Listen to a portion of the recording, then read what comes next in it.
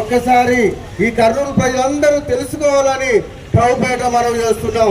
రెండవదిగా మనం జ్ఞాపకం చేసుకున్నట్టయితే రోమాపత్రిక 3:23లో చూసినట్టయితే ఏ భేదమును లేదు, అందరూ పాపము చేసి దేవుడు అనుగ్రహించిన మహిమలు పొందలేకపోతున్నారని దేవుని ఒక వాక్యం చదివిస్తుంది. ఒకటి, దేవుడు ప్రేమిస్తున్నాడు. రెండోది, మనుషులందరూ పాపము చేసి ఉన్నాం.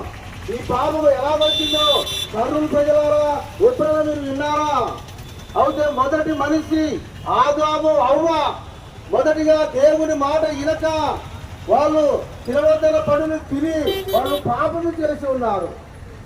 అందుకే ఇట్లుండగా ఒక మనిషి ద్వారా పాపం ద్వారా మరణము, లోకంలో అందరికీ సంప్రాజము ఆయన దేవుని యొక్క వాక్యం సెలవిస్తుంది. మనిషి పాపి, ఒక మనిషి ద్వారా పాపం అందరికీ వచ్చింది. ఏ భేదమును లేదు, ప్రతి ఒక్కరూ పాపము చేసి ఉన్నారు.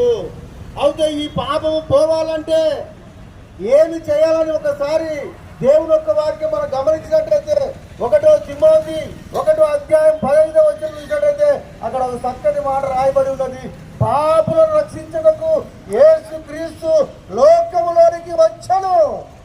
మనమందరము పాపముతోనే ఉండగానే, పాపములోనే మరణిస్తూ ఉండగానే మన కొరకు ఎవరు వచ్చారంటే దేవుని కుమారుడు పరలోకాన్ని వదిలిపెట్టేసి ఆయన ఈ భూలోకానికి వచ్చినట్టు మనం చూస్తున్నాం. ఆయనే లోక పాపను మోసుకొని పోవు దేవుని గొర్రె పిల్ల. ఆయన నీ కొరకు, నా కొరకు, మన అందరి కొరకు ఆయన పరలోకాన్ని వదిలిపెట్టేసి కన్య గర్భములో జన్మించి 33 సంవత్సరము ఆయన ఈ భూమి మీద జన్మించి 3.5 సంవత్సరము ఆయన సేవ చేశాడండి. ఆయన ప్రేమను వెల్లడిపరిచాడు. ఆయన మంచి మనసును చూపించాడు.